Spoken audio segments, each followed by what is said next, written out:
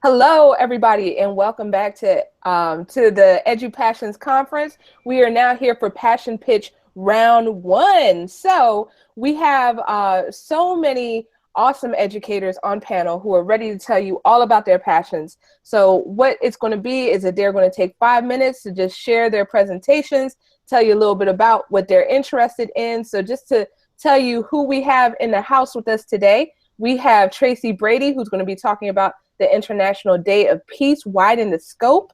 We have Coding with Character by Michael Luchin at Critical Click. Putting the Student and Student Athlete by Tatul and Toya, and that's also his Twitter handle. Living in 360 by Jamie Donnelly at Jamie Donnelly. Keeping Up with Computer Science by Kimberly Lane, Twitter handle Ask a Techno Girl. And we have one more panelist on deck, so hopefully she's able to connect with us. But right now, that's who we have. So as I told the panelists, then they're going to have 5 minutes to just pitch their passion to you, and it's just going to be an awesome, awesome session. So hopefully you all are ready, and we're going to kick things off with Tracy. So Tracy, if you want to go ahead and pull your slides up, and I'm going to go ahead and turn it over to you.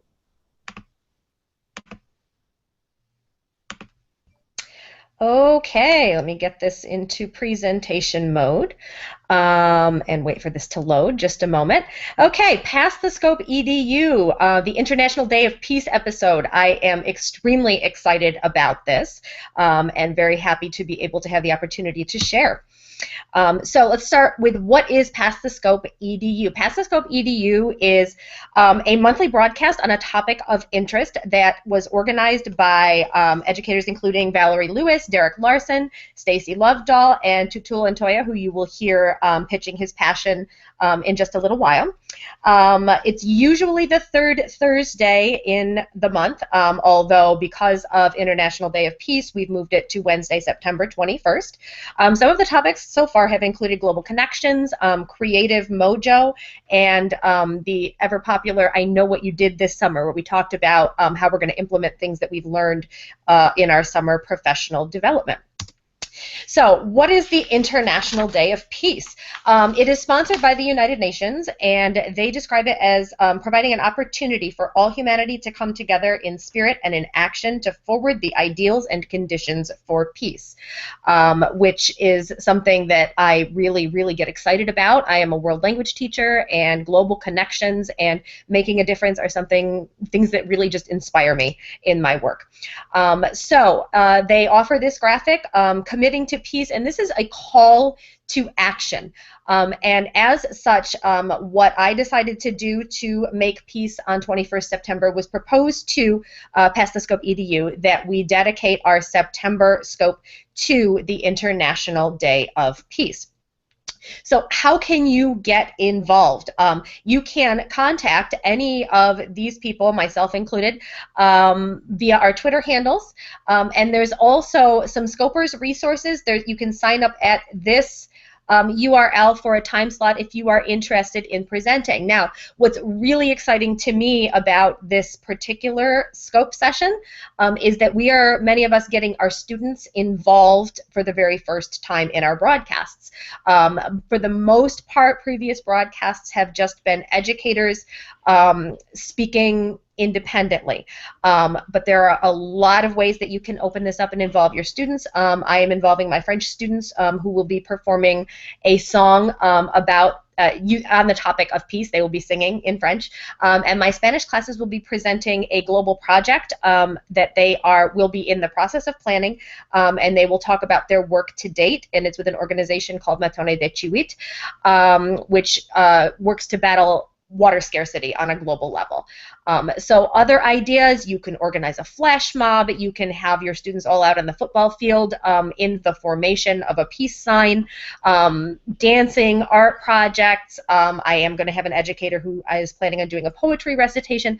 Really, the possibilities are endless, and the more the merrier. We really, really would like to have as many educators and students involved as possible. So please join us. We would love to have you.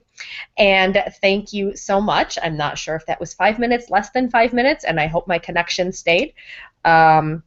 So I'm going to escape that now and go back in and undo my screen share if I can.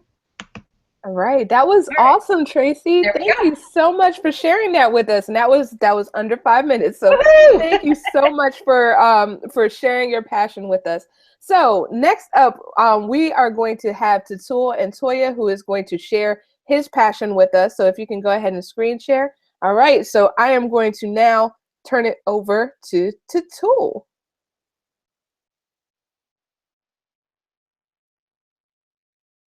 You're muted, Tatul. And your slides are all up, ready to go. Just unmute yourself. Okay, there it is. I'm unmuted. Am I good? Yes. Okay. Let me go back to, am I? No. Let me go back to my screen share slide. There it is. Okay, so Pivot Ed is an organization that I created, and the mission of the organization is to combine education and athletics to shift students' mindset. And I was a student athlete myself, and there was a lot of just fixed mindset in terms of what it is to be an athlete. And you know, if you talk to a lot of student athletes, it's that whole idea of I'm going to go to school to play ball, I'm going to go to the NBA or the NFL or Major League Baseball, and that's it. Talk about education, all that is a second thought. So I came up with this organization to really talk about how to add that student and student athlete. So the three pillars of the organization are this. L&M stands for learning and motivation, specifically self-efficacy and self-regulation, which I'm going to talk about in a little bit. Building community, so there's a community of people, the student athletes themselves, parents, teachers, educators, professionals, all around this idea of putting the student back as student athletes. And of course, there's sports participation where students get to participate. And you think about equity in sports, and I was watching the women's Olympics soccer team, and soccer is a very niche sport, and unless you have a lot of money, and unless you have a lot of access to resource, you can't play soccer at the highest level or in general. So how do we get those sports that students may not have access to in order to be a full-fledged student athletes, and how to bring that to the students? So that's the three pillars of how we work with our student athletes. And if you think of what the student athlete has to juggle, from their parents to traveling. This is like the college student athlete. This isn't even the high school student athlete. This is when they get to college, right? Traveling for your games. Parents, you have to work out. You have your classes, calculus you have to study for, biology, Psych 101. You have a social life, girlfriend, boyfriend, going out and partying, and all that good stuff that college students do. You're away from home for the first time. You have to practice, and it's mental health. That's a lot. That's a lot to think about. It's a lot to manage. And a lot of student athletes say that's a lot, and they have to figure out how to do it, right? So there's this framework, and I was looking at this today and kind of reflecting, and there probably could have been a better graphic, but this really allows us to kind of put all these self-regulation pieces, and this is based on the work of Bandura and Zimmerman, and this is really about self-regulation and tools for being self-regulation, from how to manage your time, how to manage your physical environment, social environment, motivational aspects, self-efficacy, and some of these other things.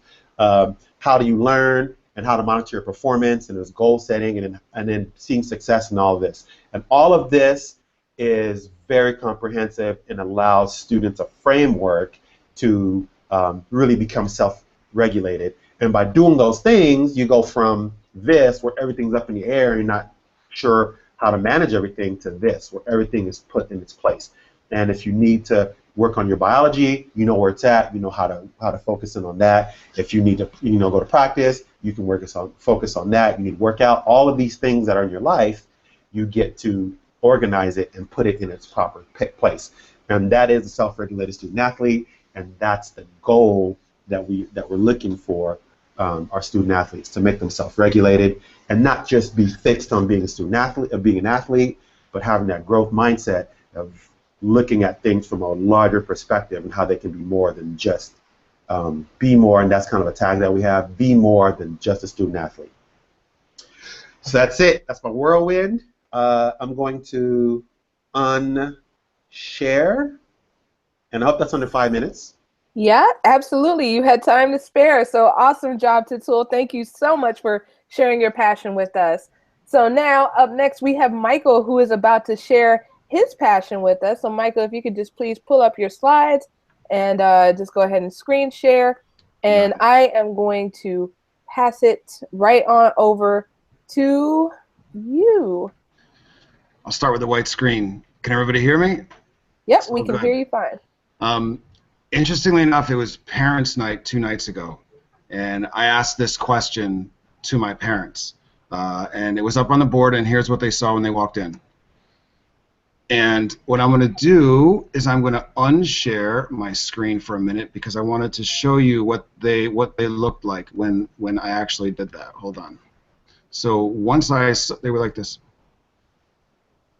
and they're looking at each other, and they weren't really sure why they were in my classroom. So before I even talked about computer science and gave them some understanding, here's what I told them. This is my passion. This is the why I teach, not necessarily what I teach. My passion, the reason why I'm doing this for the students, I've done it for so long, is I invest in capital, and I want to invest in the students' capital. I want to invest in their physiological, their emotional, and their intellectual capital. Physiological because my room is safe. It's a physically safe room. No one will be harmed. Their emotional capital because I want them to know and understand that they matter, and I value their opinion, and what they say means something. And their intellectual passion, or their intellectual capital, because I want them to walk out the door and be the reason why someone knows something, someone else knows something. So that sort of got the parents like, okay, maybe I might know what's happening. So we'll go back to the screen and the question, and here we go. So what is computer science? Now, when I even saw in the books from Tatul, there was a biology section, and computer science is a science, and if I asked anyone here, I'd say, okay, well, what is biology? And most people would say, well, it's a study of living things. There's a whole lot of stuff that goes by it, but we sort of understand the concept. Or even geology, the study of rocks in the earth, or chemistry, or the study of how things work together. We say computer science, and people sort of go, well, there's coding, and there's programming, and there's something called Python, and JavaScript, and some stuff, and I know it has some new computers, and maybe video games. Okay, but here you go. You ready? Take a deep breath. Computer science, as far as I can do this for my students and how I prepare them and my parents and my faculty. Computer science is simply the study of logic. That's all it is. It's on, it's off, it's if then, it's and or. It is either on or off. It's simply ones and zeros. Now, this particular piece here, this Raspberry Pi, does amazing things, but inside of it there's just switches, and those switches go on and off, and they go on and off like 18 billion times a second. They go in these really cool patterns for things to see, but simply it's just logic. And in order to get our little logic machines, because especially our littles, when I did pre-K through 5 in computer science, they're little logic machines. That's all they know. They just understand these concepts so readily, but we need to get the empathy in there. And in order to build empathy, I want to build character, because we have our students on devices or in the robots, and oftentimes I'll be working with a student and I'll be moving over to get his or her help and answer, and I'll get the push away. And it just happens. Maybe you've seen it. We're giving many times our children included a device to maybe tune out, and I want them to use this as a tool to tune in to learning. So how do we even begin with the computer science piece when I'm attempting to build character and empathy? And it starts with language, because all students have language. All children can communicate in some form. And I want them to understand some of the words that they say are not necessarily right processes for computer science or really life skills. And the very first one that I hear all the time, you might hear this, is what the. And here's what I say. What the? Now, what I tell them is, if I'd like you to say the third word, and most times the students are like, no, I'm not going to. And they're like, well, let's not use the first two. And if there's frustration, perhaps you could say, rather than what though, you'd say, well, that's interesting, because that starts a conversation. Because now, if that's interesting, perhaps myself or even your neighbor could say, well, what do you find interesting? And then there's this one. This is easy. So many times I hear that, but then that's putting the responsibility on the device and not the actual student. So rather than say this is easy, perhaps you could say, I've been successful. And then oftentimes, if this is easy, maybe the student next to you isn't quite so confident with what they have to do, so all of a sudden there's an added pressure. But if I've been successful, then the student can compliment. And if the student hasn't been, then I haven't been successful yet. And the greatest one of all time is wait. Wait. And they say wait. And I say, wait a minute. If I'm going to wait, then just like a computer program, I'm going to wait until you raise the hand and make it happen. Thank you so much for the character piece. This is the biggest one. It doesn't work. If I can leave anything to you, when you hear a student say it doesn't work, here's what I'd like you to have them say, because this is what they're saying. I relied on you. You lied to me. It doesn't work. I'm going to move through this. Here's what I want you to say. Ready? The outcome is not what I intended, because that can start a conversation. That puts the responsibility back on them. Thank you so very much. I know I'm over. I'm stopping sharing, and I'm done. You can mute me and get me out. We thank you so much, Michael. We love that. Your passion is definitely it's definitely contagious. So right now we're going to turn it over to Kim. So Kim, if you could please share your screen and get ready to be on deck. We are excited about your presentation. All righty, I'm about to share my screen right now. Hello, everybody. I am sharing my screen. Is everybody? Oh no. Sharing my screen. All right, we should see it. Let's see, I'm waiting until it loads. Are we good? Yep, we are all set. All right, awesome. So basically my passion, I'm Kimberly Lane, and my passion is keeping up with computer science. So it's an awesome way that Michael basically segued into computer science. And so he talked about the logic. And so basically I want to talk about just why it's important for us to all offer computer science in our schools. And just our teachers and everyone. Computers and software is changing everything. And so when we look at how computers work and technology, anything we look at right now, computer science is in it. And so why not offer it to our students? And so basically, this is a graphic right here where it says 9 in 10 parents want their child to study computer science, but we only 1 in 4 students even have the ability to learn about it in their schools. So why is this? That's the whole piece that we've been looking at, and that's why Code.org has came about. That's why CS for All has came about, because of the fact that we don't offer it in all of the school districts. We don't offer it even to our students. They want to know what computer science is, because it's about logic, it's about problem solving, it's about learning how to critical think. It's also about being able to be creative in your styles. Computer science is all of that. So why are we not teaching this? We want our students to learn about their assessments. We want our students to learn about other projects, but we don't teach that logical thinking skill in there. So we need to basically push to have computer science for everyone. Right here it just says students should learn code, but no, they should learn computer science, because coding is just a piece of computer science. Coding is just, you can code your robot, you can code your computer, you can code your car, you can code all these things, but that's just a piece of computer science. Computer science is, again, as I say, learning how to think logically, learning how to problem solve, learning how to be critical thinkers in today's society, because our students need to know this in order to function in the 21st century. And also, computer science is not on the rise, even though we see a lot of commercials about computer science, about programming, about a lot of different softwares that are coming out where we can learn about computer science, but basically it's on a decline, and we need to get that rev it up so everybody can learn about computer science. And here's just a graphic that I want everybody to pay attention to, because the basis of computer science, we don't have a lot of female involvement in computer science. And so that's my passion. My passion is about getting everybody. You see the hashtag on there, CS for all. It's for everyone. STEM jobs, computer science jobs, even any of the tech fields, we don't have a lot of women. Twitter only makes up about 10% of their women in computer science. And even the tech field. So we need to make sure that we get our women involved and start early at kindergarten, start early at pre-K. I'm telling our girls that, hey, basically you can be a computer scientist. There is no status quo on who a computer scientist looks like. Everybody should be able to be a computer scientist. Basically, I just want everybody to look at this screen right here. Technology affects everything.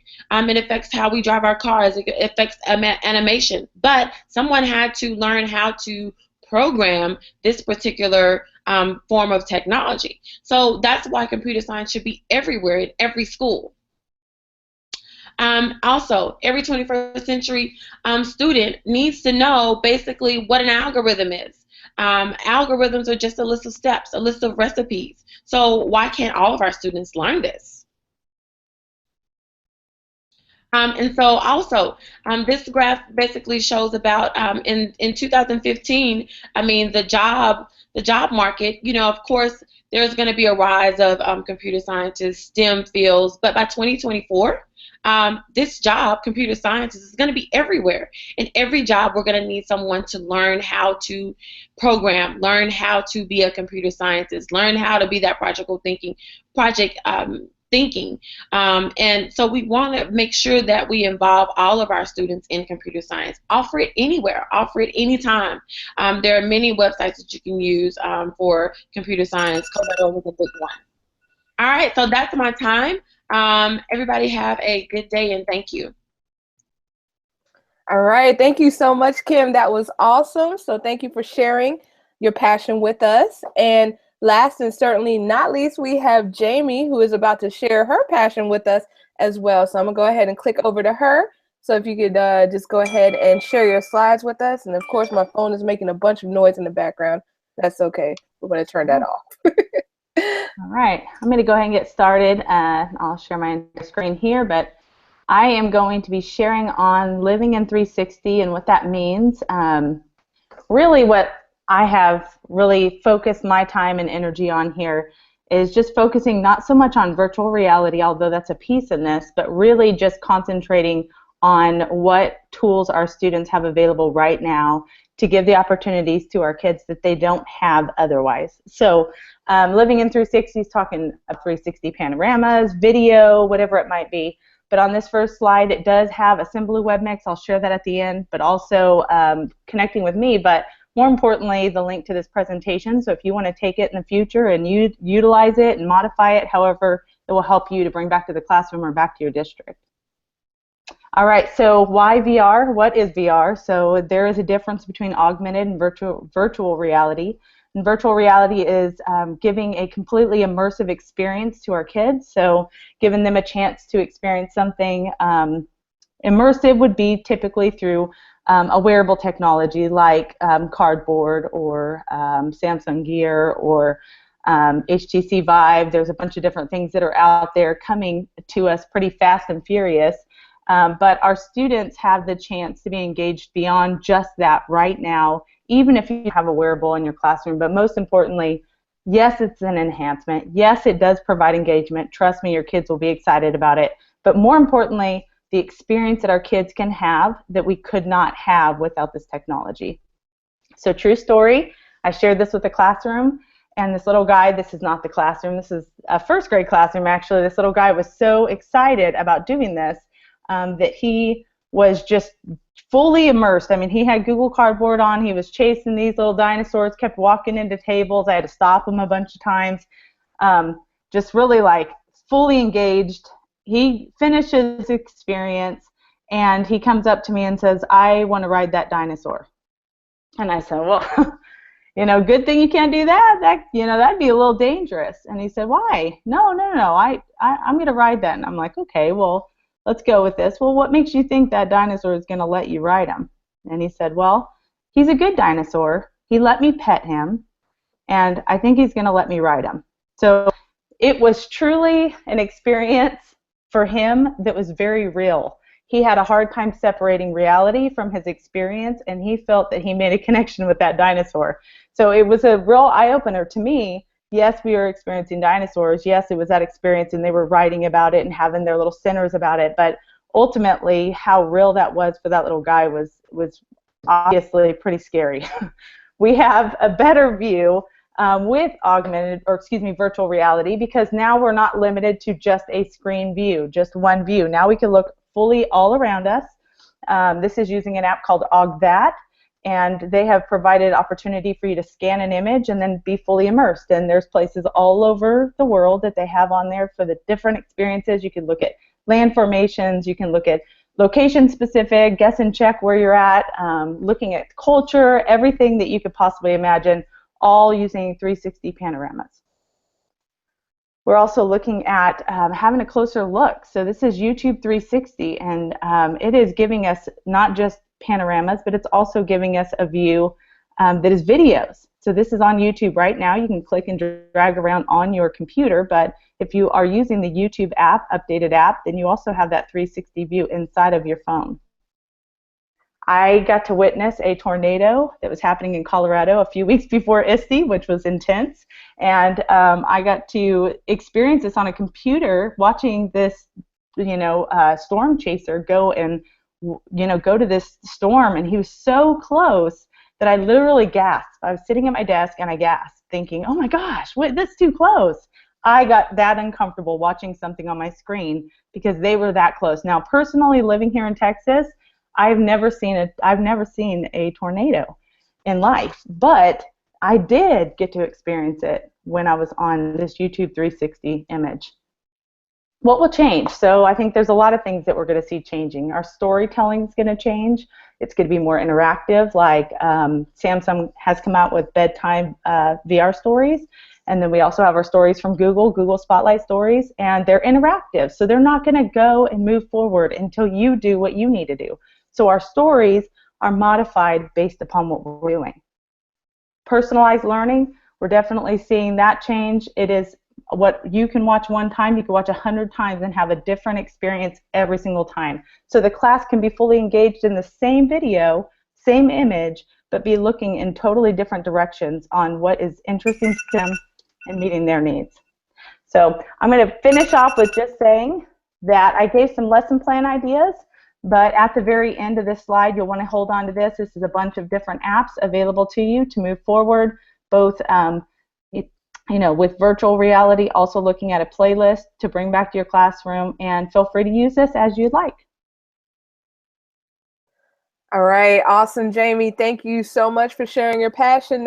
Those were some awesome presentations and passion pitches. So definitely loved hearing from everyone who shared with us today. So we have our wonderful facilitator on deck, Matt Fratt. So Matt is manning the chat wing. So Matt, did you see any questions come through?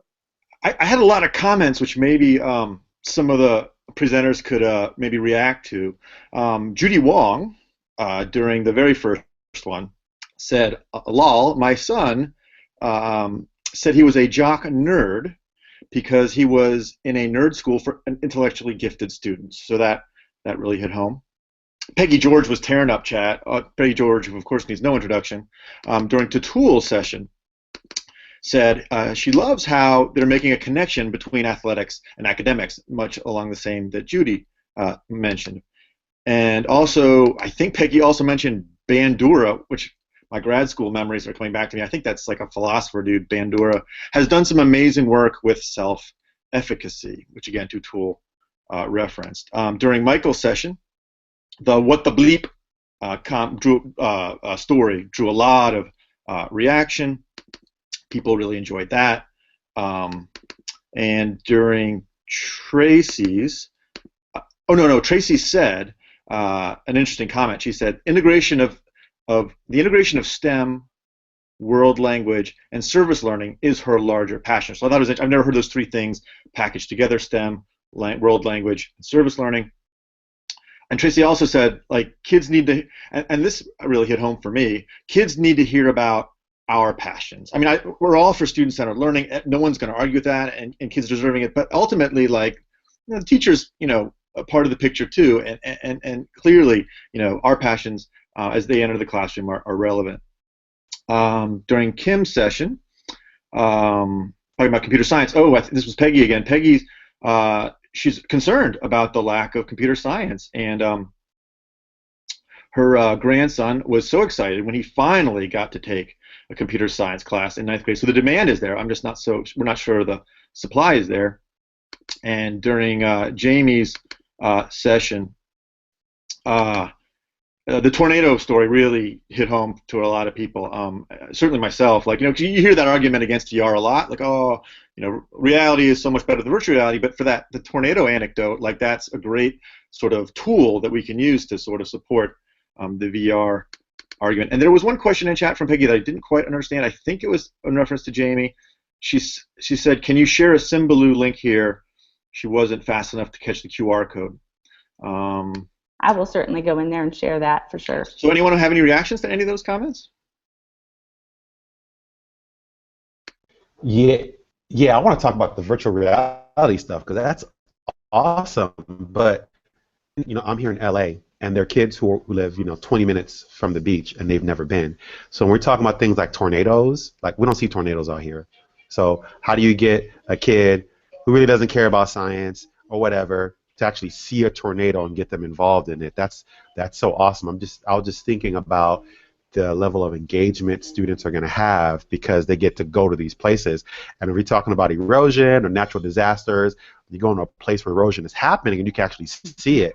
That's so much better for the learning environment. So, all the talk that how to integrate it, that's so awesome. My brain was just twisting with ideas of way to integrate this in classrooms.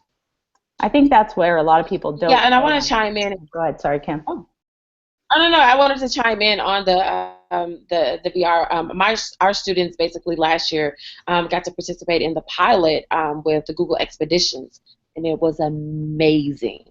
The students were involved.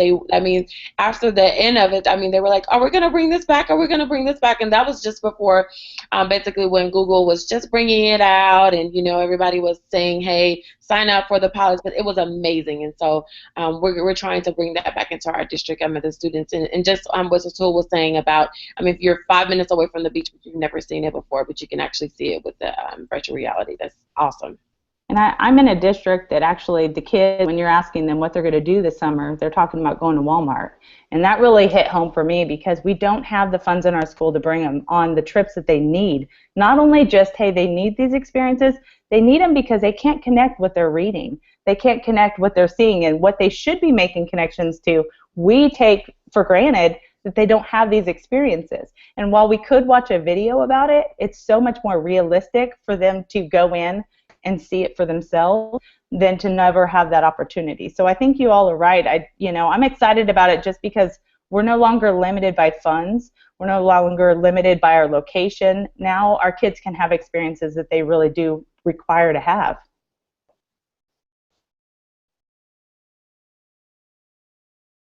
Unmute me. So for my 8th graders, what we're going to be doing is taking either Google Street View, which is, as you know, it's free and awesome, and we're going to be doing various pictures from around campus.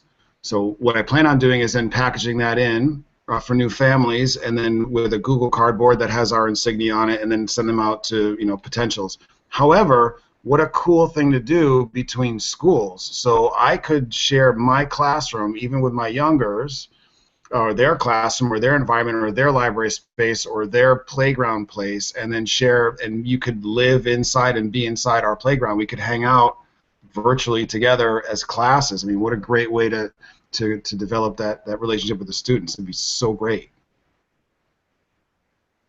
Yeah, I just found out just recently, yesterday, I guess, Michael, that I got approved for the rental of the Google from Street View, they let you rent their camera.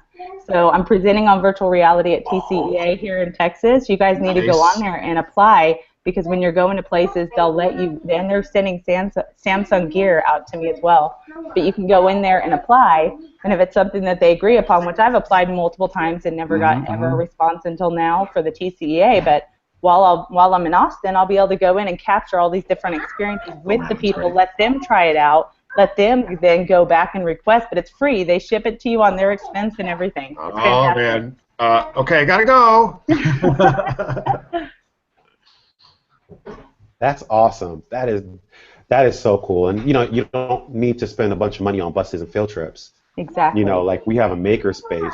I was thinking of having kids go into a makerspace and being able to use this technology to just experience all these things that are outside of their walls. That's awesome. It's really cool. Absolutely. So we want to definitely thank all of you for being here with us today and for sharing your passions in round 1 of the passion pitches. So we're going to be having round 2 at 5 p.m. Eastern Standard Time. So that's a little less than 4 hours away. So definitely tune in for that. But thank you all so very much. And, enjoy the rest of your day. So, all right.